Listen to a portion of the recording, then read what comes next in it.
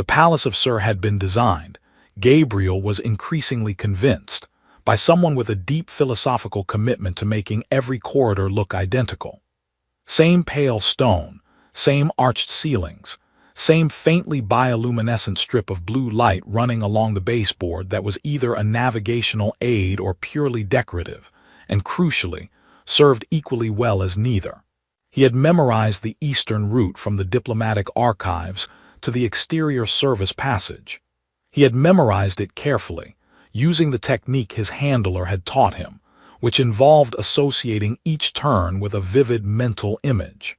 Left at the junction, a burning cat. Right at the second arch, a burning cat wearing a hat.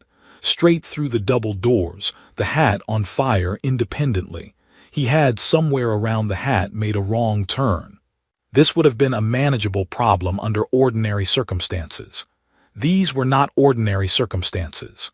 Behind him and gaining were 3 members of the Valanthy Royal Guard, tall, efficient, wearing the deep green ceremonial armor that managed to look both ancient and faintly threatening, which Gabriel suspected was intentional.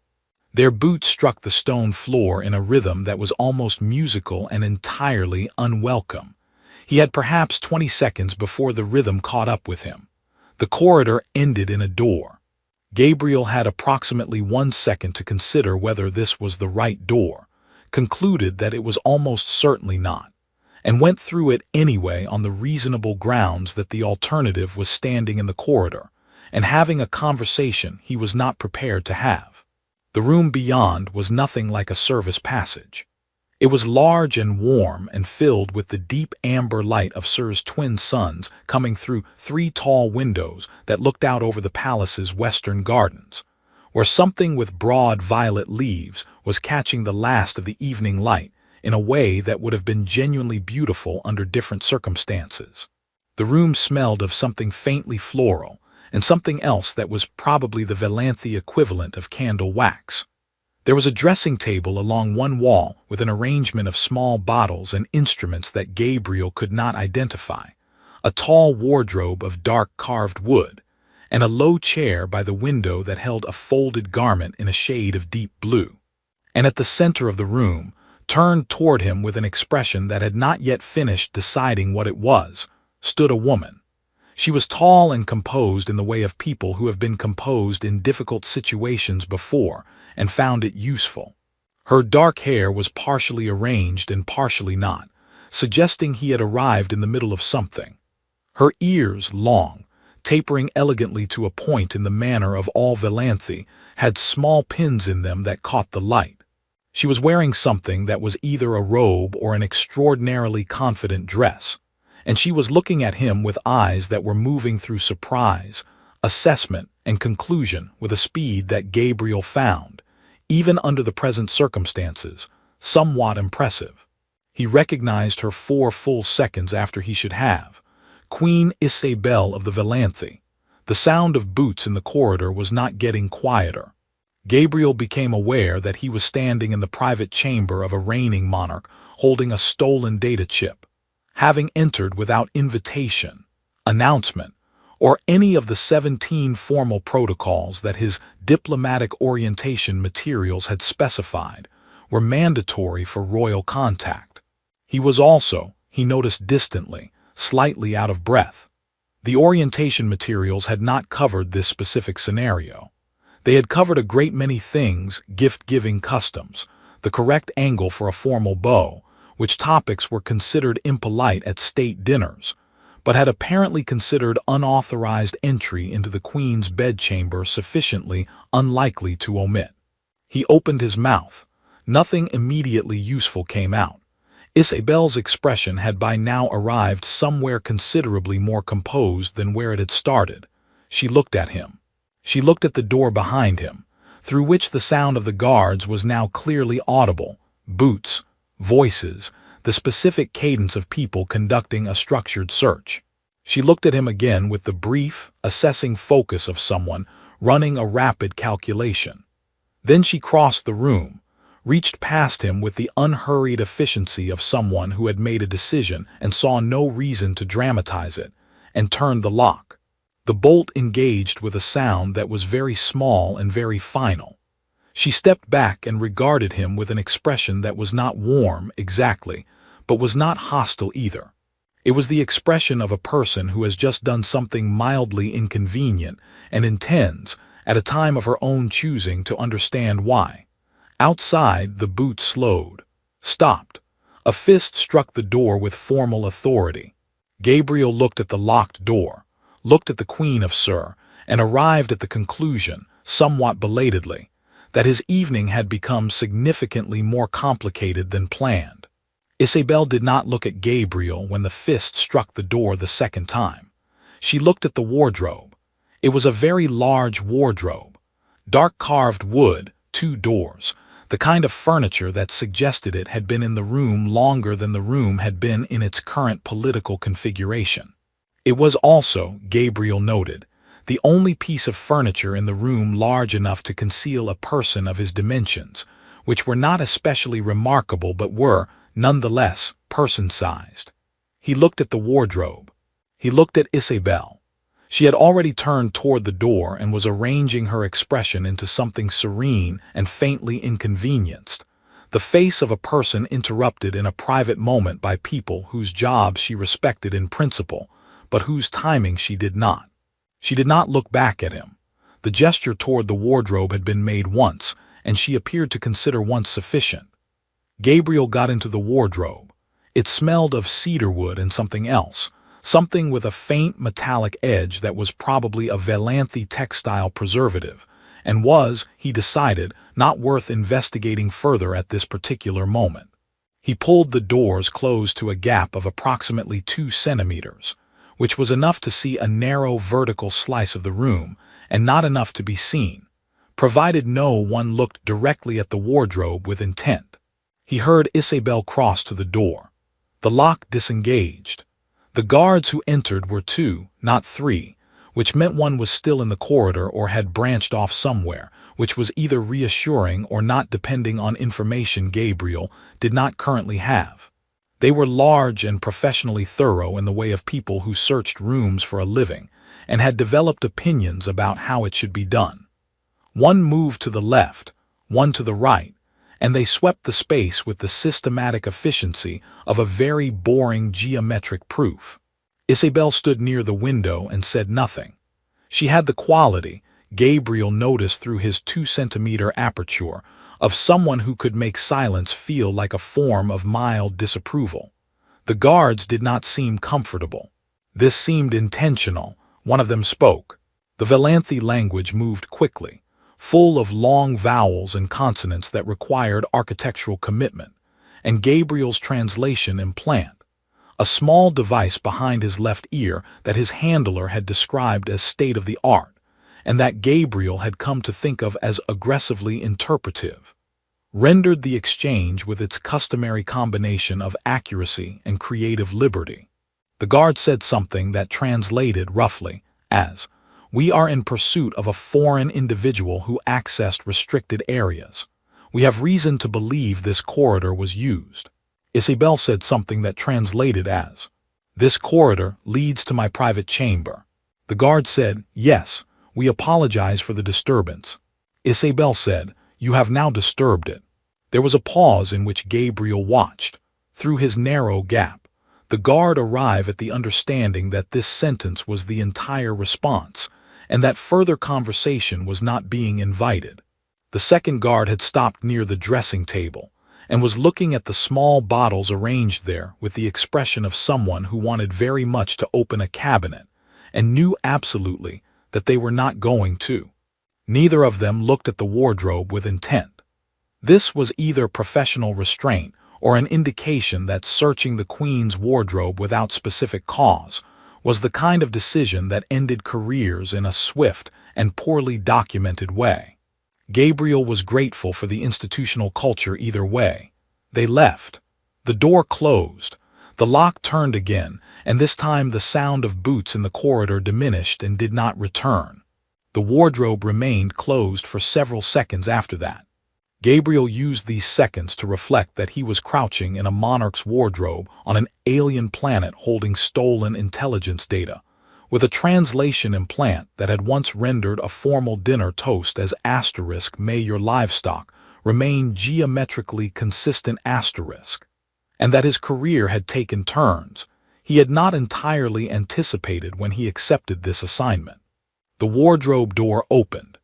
Isabel was standing at the dressing table with her back to him, removing the pins from her hair with the focused attention of someone who has decided to complete the task that was interrupted and address the more unusual problem afterward. She did not turn around immediately.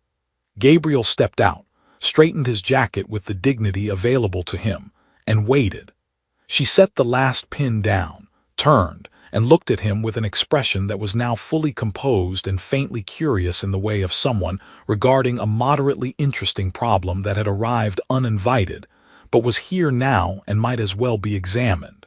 She crossed to the small table near the window, lifted a carafe of something warm and faintly luminescent, and poured 2 glasses with the matter-of-fact hospitality of someone who had long ago decided that unusual situations were still situations, and situations called for a degree of basic civility. She held 1 glass out toward him. Gabriel took it, because refusing a drink offered by a queen in whose wardrobe he had just been hiding seemed like the wrong direction to take the evening.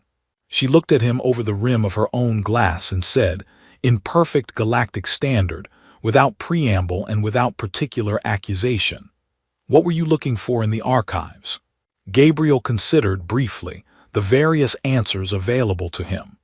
There was the official answer, which was that he had no idea what she was talking about and had simply become lost, a claim that was not improved by the fact that he was still holding the data chip in his left hand, and had been since he came through the door.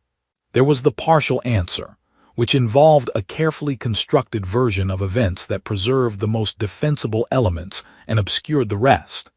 There was the professional answer, which his training specified for exactly this category of situation, and which began with a question designed to redirect the conversation before it had properly started.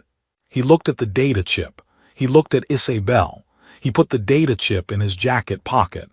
"Someone has been altering the diplomatic communications," he said, "between your government and mine, inserting content that wasn't in the original transmissions.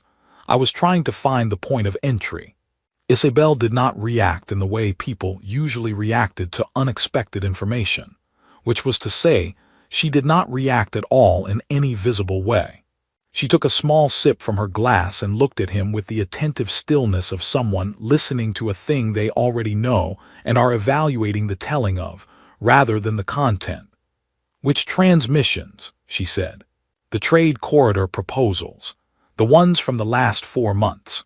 The original Valanthe position was significantly more flexible than what our ministers received. Someone in the chain changed the terms before delivery and made both sides believe the other was being obstinate." He paused. "It's been working. There are people in my government who are now genuinely angry about a negotiating posture your government never actually took." Outside the windows, the last of the twin suns had gone below the garden horizon, and the room had shifted into the softer light of Sir's early evening, that particular blue-gray that Gabriel had noticed on his first visit and found quietly extraordinary. Isabel set her glass down on the table with a small, precise movement and was quiet for a moment in a way that had texture to it. "4 months," she said. "At least 4, possibly longer, but the earlier records were." 11, she said. "It has been going on for 11 months. The first altered transmission concerned the water rights framework on the southern trade belt.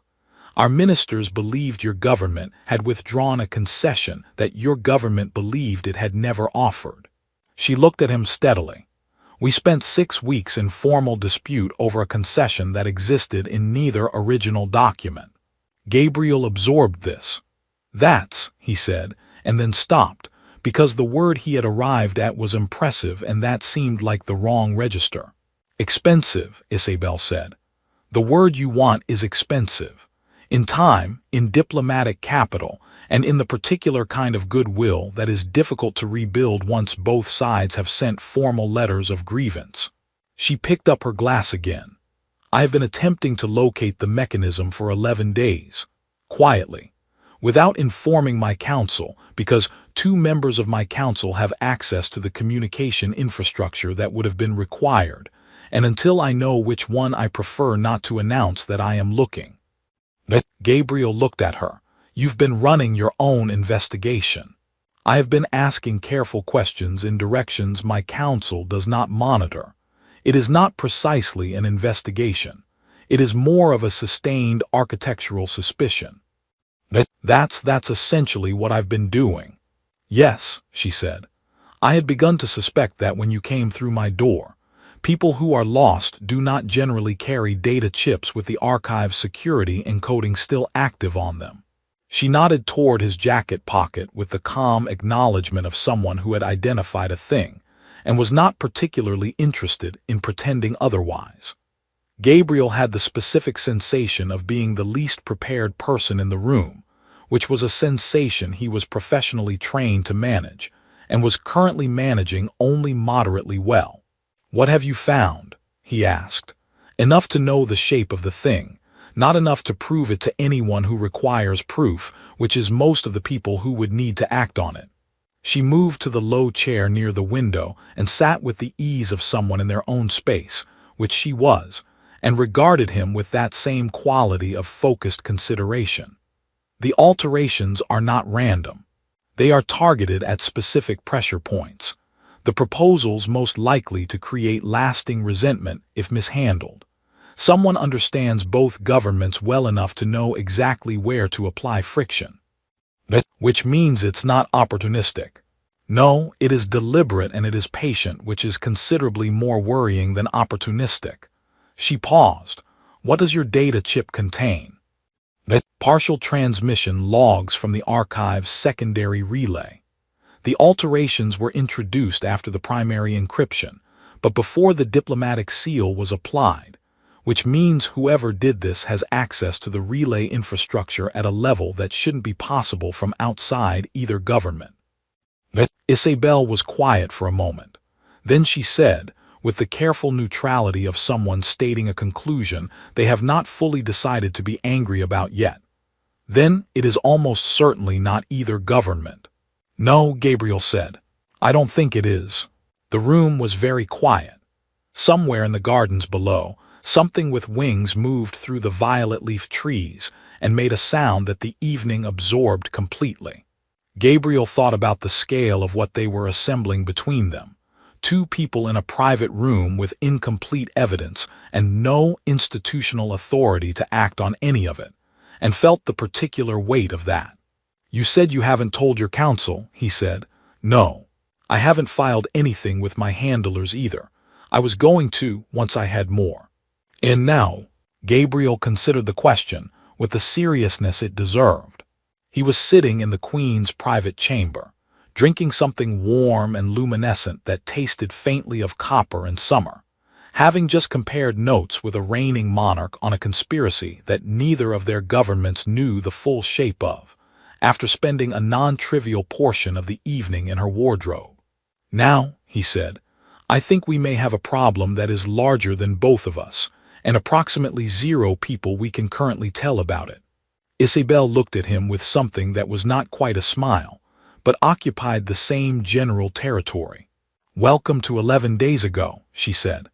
They worked at the small table by the window because there was nowhere better and because Isabel had, without discussion, produced a second carafe of the copper-tasting drink and set it between them with the pragmatic hospitality of someone settling in for a long conversation. Gabriel had placed the data chip on the table. Isabel had placed beside it a thin document card, the Valanthe equivalent of an encrypted personal file, which she unlocked with a touch and slid toward him without ceremony. He read what was on it. Then he read it again, because the first time he had been moving too quickly and had missed the full architecture of what she had assembled.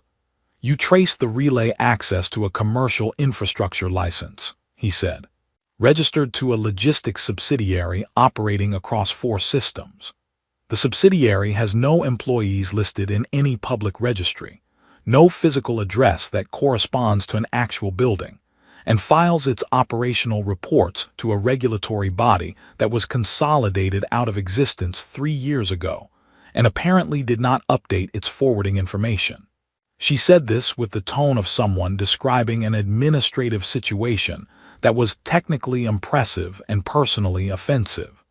Whoever constructed it was thorough. It is the kind of corporate architecture that takes considerable resources to build and considerable patience to maintain, and it exists for the specific purpose of not being found. Gabriel looked at his own data and felt the pieces begin to align with the uncomfortable precision of things that have been true for a long time waiting to be seen. The relay access points Isabel had traced mapped directly onto the transmission windows he had identified in the archive logs. The timing was exact, not approximate, not suggestive, exact, in the way that ruled out coincidence as a serious hypothesis. They own infrastructure in both systems, he said, in 4 systems. And if the pattern holds beyond what either of us has found, possibly more. She leaned forward slightly. The weapons manufacturing sector in your system has grown by 31% over the last 11 months.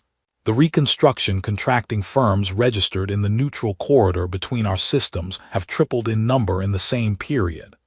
I notice this because I review economic indicators as a matter of habit, and because a tripling of reconstruction contractors in a region where nothing has been destroyed, yet is the kind of thing that rewards attention. Gabriel sat back and looked at the ceiling for a moment, which was high and vaulted, and had a faint geometric pattern, inlaid in a slightly lighter stone that he would have found beautiful under any other circumstances. They're positioning for a war, he said.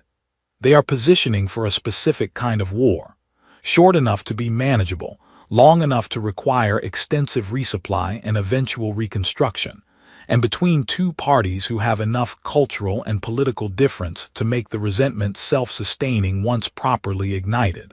She paused. It is, from a purely financial perspective, elegant. From a purely financial perspective, Gabriel said. So is extortion, and we don't generally celebrate it. No, she agreed. Though I notice it also gets its own infrastructure. Gabriel looked at her. There was something in the way she deployed that kind of observation, dry, precise, arriving without announcement, that he found he had to actively not find charming, given the circumstances and the professional relationship, and the fact that he had recently been in her wardrobe. He returned his attention to the data. The problem was evidence. They had the shape of the conspiracy with a clarity that would have satisfied either of them privately, but private satisfaction was not the currency required. What they needed was something that could be presented to a council, a tribunal, a body with actual authority to act. And what they had was partial transmission logs obtained through unauthorized archive access, a document card produced by a covert personal investigation that bypassed all official channels, and a corporate registration trail that was specifically designed to dissolve under scrutiny. Gabriel said so. Isabel said she was aware of this. Gabriel suggested that his government's intelligence office could potentially verify the relay data if presented through the right channel. Isabel pointed out that 2 members of her council had infrastructure access, which meant the intelligence office had almost certainly been compromised at some level, which meant the right channel was not identifiable without knowing which channel was wrong. Gabriel suggested an independent verification body. Isabel noted that the only truly independent verification body with jurisdiction across both systems was the Interstellar Commerce Tribunal, which operated on a 14-month case intake schedule and had the structural urgency of a geological formation. Gabriel suggested, and he acknowledged as he said it that this was the point at which his proposals were becoming optimistic, that they could go public with what they had and let the political pressure do the rest. Isabel looked at him with the patient expression of someone watching a person walk toward a door that does not open from that side. We have unsigned data and a corporate ghost. The people who built this will have prepared for public exposure. There will be counter-narratives, credibility challenges, and at least one very expensive legal team explaining why everything we have found is a misinterpretation. She picked up her glass. They will not need to disprove us.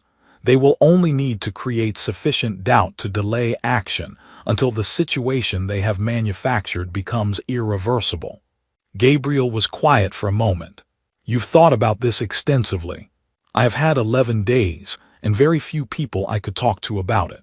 How is that, being the only person who knows something this large? She considered the question with what seemed like genuine reflection. Lonely, she said, and occasionally maddening. And once, at approximately the third hour of a state dinner I could not leave, quite funny in a way I could share with no one. Gabriel laughed before he could decide whether it was appropriate. It was a short laugh, the kind that escapes before professional judgment can intercept it, and it surprised him slightly. Isabel's expression did not change, but something in it did. A minor adjustment, small enough that he might have missed it, in the direction of something warmer than composed. The satellite array, she said, returning to the data with the ease of someone who had allowed a brief departure and was now closing it. The Valantha-built relay array in the outer corridor, decommissioned 8 years ago. It operated on a pre-standardization encoding protocol that the current infrastructure does not use and therefore does not monitor. If the original transmission logs, the unaltered ones, were ever cached in that system before the alterations were applied, they would still be there, untouched, in a format that predates the corporate infrastructure entirely. Gabriel looked at her. You said it was decommissioned. I said it was decommissioned. I approved the budget that was supposed to shut it down. She met his eyes with perfect equanimity. I did not in the end shut it down. Why not? She looked at him for a moment with an expression that suggested the answer was both simple and not something she was going to explain in full. I had a feeling it might be useful, she said. I have learned to take those seriously. The array was called the Varath 7, and it had been built 40 years ago by a Valantha engineering team that had, by all accounts, been significantly more interested in making it last than in making it convenient. It sat in a stable orbit at the outer edge of the StoRy system, powered by a passive solar collection system that required no maintenance and answered to no one, quietly accumulating data in an encoding format that the rest of the galaxy had moved on from, and therefore never thought to intercept. Isabel explained this with the focused economy of someone who had already thought through all the relevant details, and was now transferring them in order. Gabriel listened and took the kind of mental notes that his training had made automatic, filing each piece in the structure it belonged to. And when she finished, he sat for a moment with the shape of it. The original transmissions would have passed through Varath 7 before the relay handoff, he said. All diplomatic communications in this system did, until the infrastructure upgrade 4 years ago. After the upgrade, Varath 7 was bypassed entirely, which means any transmission from before the upgrade exists in its cache in original form, and any transmission after the upgrade that was also routed through the old emergency diplomatic channel, she paused, would also be cached, Gabriel said. The emergency channel was never formally decommissioned because decommissioning it required a council vote, and the council had other priorities, and the item kept being moved to the following session. She said this with the measured tone of someone who had perhaps ensured, in a quiet administrative capacity, that the item kept being moved. It remains technically active. Traffic routed through it would reach Varath 7. Gabriel looked at her with the specific expression of a person recalibrating their assessment of someone upward by a significant interval.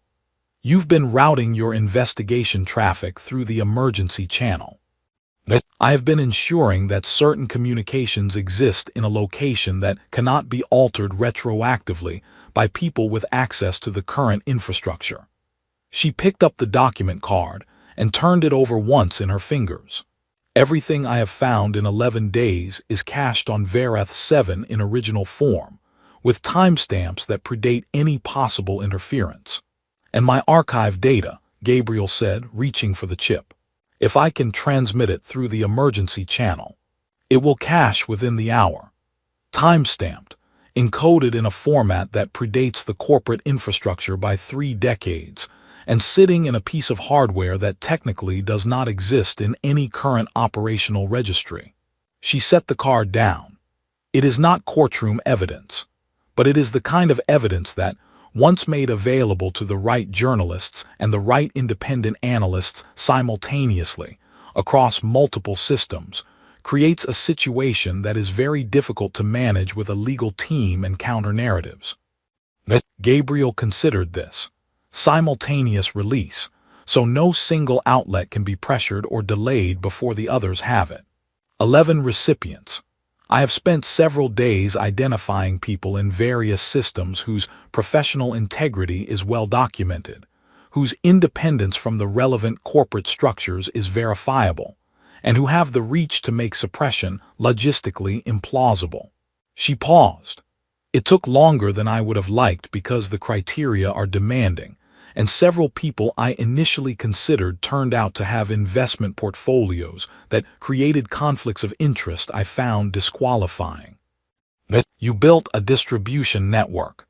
I made a list, she said, with a precision that suggested the distinction mattered to her. A list with very specific criteria and 11 names on it. Gabriel sat back and looked at the table between them, her document card, his data chip, the empty carafe, the 2 glasses, and felt the particular sensation of a plan coming into focus. It was not a comfortable sensation, exactly. It had the quality of standing at the top of something steep and recognizing that the only available direction was forward. The transmission, he said, routing my data through the emergency channel. Can that be done from here? From the palace communications room, yes. At this hour the room is unstaffed. The overnight monitoring is automated and logs outgoing traffic by volume, not content. She looked at him steadily. It would require approximately 12 minutes and access credentials that I can provide. You've planned for this. I have planned for the possibility of having a collaborator with data that complemented mine, yes. A brief pause. I had not planned for the collaborator to arrive through my wardrobe, but the underlying plan remained sound. Gabriel accepted this with the equanimity it deserved. When we do this, and the release goes out, your counsel will know you've been investigating independently. Both members with infrastructure access will know you identified them as suspects. Yes, that's a significant political problem.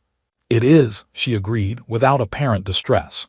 It is considerably smaller than the alternative political problem, which is a manufactured war. She stood, with the decisive movement of someone who has finished the deliberation phase and moved cleanly into the action phase. My counsel will be difficult for several months. A war would be considerably longer and involve substantially more deaths, which I find the more compelling consideration. Gabriel stood as well. He picked up the data chip and held it for a moment, thinking about the chain of events that had produced this particular evening. The wrong turn, the wrong corridor, the wrong door, and the improbability of any of it having gone differently and arrived here. I want to say, he said, that this is not how I expected tonight to go. No, Isabel said. She moved toward the door with the calm purpose of someone who knows exactly where they are going and has decided to go there now. How did you expect it to go?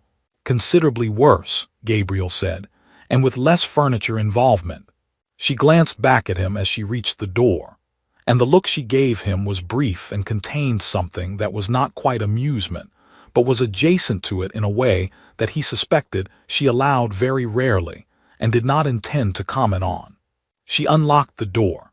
The corridor beyond was empty and dim, lit only by the blue bioluminescent strips running along the baseboards, which Gabriel had decided were navigational after all, or at least were going to be treated as such for the remainder of the evening. Stay close, Isabel said quietly.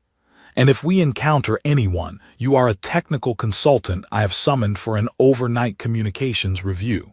Do I have a name? You have your own name. I see no reason to complicate it. What if they ask for credentials? Then you look at me, and I look at them, and they decide not to ask for credentials. She said this with the flat certainty of someone who had tested the mechanism and found it reliable. Gabriel followed her into the corridor, the data chip in his pocket and the plan in motion, and the blue lights running ahead of them along the floor like something that had been waiting, all along, to show the way. The communications room was exactly where Isabel had said it would be, which Gabriel noted with the appreciation of someone who had spent the evening navigating by burning cats and had found the experience unreliable. It was a small room, functional and unhurried, with a long console of Velanthe design that curved slightly at both ends and glowed with the soft amber of standby systems. The overnight automation registered their entry with a single chime, and then returned to its quiet monitoring, logging their presence as volume rather than identity, exactly as Isabel had said it would. She moved to the console with the familiarity of someone who had been here before, which Gabriel suspected she had, and entered her credentials with the practiced efficiency of someone who had rehearsed this specific sequence in their head enough times that the fingers knew it ahead of the decision. The emergency channel opened. It looked on the display like a hairline in the infrastructure, thin, old, operating on a protocol that the surrounding systems treated as background noise because they had been built after it and had never been taught to consider it significant. Gabriel handed her the data chip. She took it without ceremony and slotted it into the console's reader, and for a moment they both watched the transfer progress move across the display in the old Velanthe encoding format, which used a horizontal bar that filled from both ends toward the center, meeting in the middle when complete. It was, Gabriel thought, a more satisfying visual metaphor than the formats he was used to, which simply filled from left to right and had always struck him as narratively unadventurous. The bar met in the middle. The transmission went. Somewhere in the outer reaches of the StoRy system, in a piece of hardware that officially did not exist, 11 months of manufactured tension arrived and was preserved in a format 3 decades older than the people who had caused it. Isabel removed the chip and handed it back. She closed the emergency channel with 2 keystrokes and stood for a moment looking at the console with an expression that was not relief, exactly, but was the thing that comes just before relief, when a person recognizes that the part they could control has been done correctly, and what remains is the part they cannot. "It will take me 2 days to reach the 11 contacts," she said, "through channels that cannot be traced back to this room or this evening. And then it will take approximately 72 hours for the situation to become, as I believe the diplomatic phrasing goes, extremely public." She turned from the console, after which the people responsible will have a great deal to manage, and considerably less time to manage it in than they have been accustomed to. Gabriel looked at her in the dim amber light of the standby systems, and thought about the 11 months this had taken to build, and the single evening it had taken to begin dismantling, and felt the particular quality of that asymmetry. Destruction, he had once been told by someone older and more tired than himself, was always faster than construction. He had filed it at the time as a general observation. It felt more specific now. They left the communications room. The corridor received them with the same blue-lit indifference as before, and they walked back through the palace in a silence that had changed in character from the silence of the outward journey. That silence had been purposeful and narrow, organized around not being seen. This one was wider and had room in it for other things. At the junction where their routes diverged, hers toward the residential level, his toward the diplomatic wing where he could plausibly reconstruct a version of the evening that involved less unauthorized archiving and no wardrobes, Isabel stopped. She looked at him with the direct, assessing quality he had come to recognize as her resting mode of attention, the way she looked at things she was thinking seriously about. "You will be questioned tomorrow," she said, "about the archive access. Your government will want an account. I'll give them one. A partial one. The most defensible partial one available. He paused. I've had some practice. When the release goes out, your role will become apparent to people paying attention. There may be professional consequences. There may, he agreed. He thought about this with the honesty it deserved and found, somewhat to his own surprise, that the thinking did not produce the anxiety it should have. Something had shifted in the architecture of what he considered worth protecting, over the course of an evening that had not gone according to any plan he had made. I find I'm not especially troubled by that. Isabel regarded him for a moment. That is either wisdom or the copper drink. The effects are sometimes similar. How much copper drink did I have? Enough that wisdom and its effects are plausibly indistinguishable. She said this with the precise neutrality that he had come to understand was her version of a smile, deployed in contexts where an actual smile would have said too much. He laughed again, and this time did not attempt to intercept it. 6 months later, Gabriel returned to Sir on credentials that were entirely legitimate and for purposes that were entirely documented. The crisis had dissolved in the manner Isabel had predicted, loudly, across multiple systems simultaneously, with the particular chaos of a thing exposed before it was finished being built. The corporate network had not gone quietly. There had been legal challenges, counterstatements, and one press conference of spectacular implausibility in which a spokesperson for the logistics subsidiary explained that the subsidiary did in fact have employees and an address, producing documentation that 3 independent analysts identified as having been created 4 days prior. The tribunal that followed was neither fast nor elegant, but it was thorough, and thoroughness, Gabriel had come to believe, was underrated as a quality in justice. He had been formally reprimanded for the archive breach. The reprimand had been delivered by his division head, with the specific tone of a person reading a document they had not written and did not endorse, and had been followed, in the same meeting, by a promotion that his division head had delivered with considerably more personal conviction. At the reception, a formal diplomatic event, correctly staffed, correctly announced, with all 17 protocols observed, he saw Isabel across a room full of people performing the careful choreography of intergovernmental relations, and she acknowledged him with precisely the degree of courtesy appropriate to his rank and the setting. No more.